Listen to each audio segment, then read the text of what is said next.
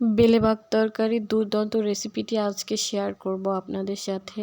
চলুন সবাই দেখে নিই কীভাবে এই মজাদার বেলে বাগ তরকারি রান্না হলো। বেলে মাছগুলোকে আগে ধুয়ে কেটে রাখা হয়েছে, আর এই পর্যায়ে বাগ তরকারিগুলোকে এভাবে কেটে নিতে হবে।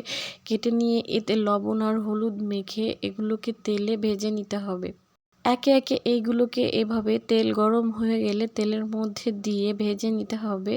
আর তারপরে মাছগুলোকে নুন হলুদ মেখে ভেজে নিতে হবে। এগুলো আগেই ধুয়ে রাখা ছিল। এর পর্যায়ে এবার লবণ হলুদ দিয়ে এগুলোকে ভেজে নিয়ে একটা পাশে তুলে রাখতে হবে।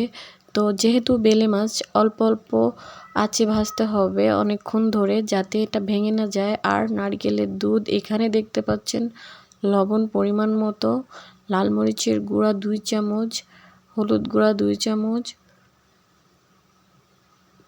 তারপরে জিরা বাটা, আদা বাটা, রসুন বাটা, পেঁয়াজ বাটা সব কিছু পরিমাণ মতো নিয়ে তারপর এবার কড়াইতে দিয়ে দিতে হবে তেল। আবার নতুন করে তেলটা দিয়ে দিলে তেলটা গরম হয়ে গেলে এর মধ্যে এই সব মশলা কষিয়ে নিতে হবে।